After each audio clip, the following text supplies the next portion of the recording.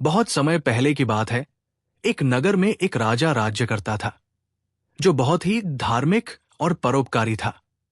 उसका राज्य सुख शांति से भरपूर था और वहां के लोग भी धर्म कर्म में विश्वास रखते थे।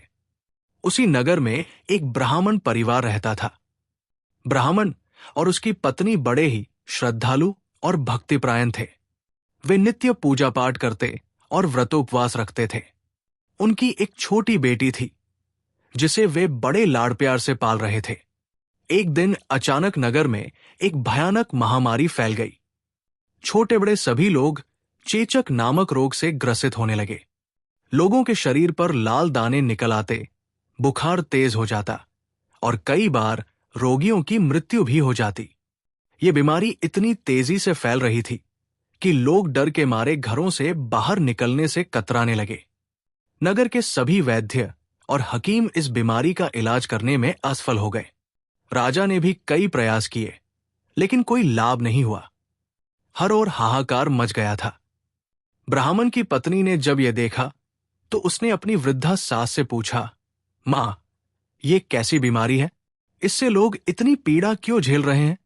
सास ने गहरी सांस ली और कहा, बेटी, ये साधारण बीमारी नहीं है, बल्कि शीतला माता का प्रकोप है।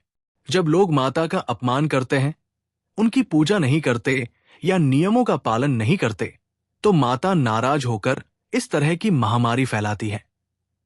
ब्राह्मण की पत्नी ये सुनकर चिंतित हो गई। उसने माता से प्रार्थना की और निश्चय किया कि वो पूरी श्रद्धा से माता की पूजा करेगी और नगरवासियों को भी इस बारे में बताएगी।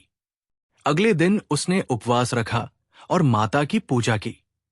घर में साफ सफाई की, माता के लिए ठंडे पकवान बनाए और नियम पूर्वक भोग अर्पित किया।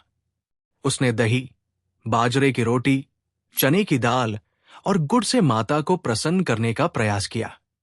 साथ ही उसने नगर के अन्य लोगों को भी शीतला माता के व्रत के महत्व के बारे में बताया। धीरे धीरे नगर के लोग भी उसकी बात मानने लगे और उन्होंने भी व्रत करना शुरू कर दिया। जब माता ने देखा कि उनके भक्त सच्चे मन से उनकी पूजा कर रहे हैं, तो वे प्रसन्न हो गई। वे एक दिव्य रूप में प्रकट हुई और नगरवासियों को दर्शन दिए। माता के शरीर से शीतलता की दिव्य आभा निकल रही थी, जिससे चारों ओर सुख और शांति फैल गई। माता ने कहा, मैं अपने भक्तों से प्रसन्न हूं। जो भी श्रद्धा और भक्ति से मेरी पूजा करेगा, मेरा व्रत रखेगा और नियमों का पालन करेगा, उसके घर में कभी ये रोग प्रवेश नहीं करेगा। इतना कहकर माता अंतर्ध्यान हो गई। माता के आशीर्वाद से धीरे धीरे नगर से महामारी समाप्त हो गई।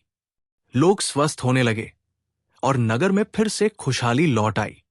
राजा ने पूरे नगर में ये घोषणा करवाई कि हर वर्ष अष्टमी के दिन शीतला माता का व्रत रखा जाएगा और उनकी पूजा विधि पूर्वक की जाएगी।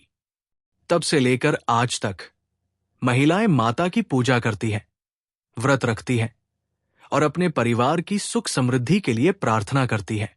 इस दिन ठंडे पकवान बनाए जाते हैं और माता को अर्पित किए जाते हैं, ताकि वे प्रसन्न होकर परिवार को रोगों से मुक्त रखें। ये कथा हमें ये सिखाती है कि सच्ची भक्ति और श्रद्धा से माता प्रसन्न होती है और अपने भक्तों को हर प्रकार के कष्टों से मुक्त कर देती है। शीतला माता की कृपा से जीवन में सुख शांति बनी रहती है और लोग रोगों से सुरक्षित रहते हैं। माता का स्मरण करने से मन में शांति आती है और जीवन में शुभता बनी रहती है।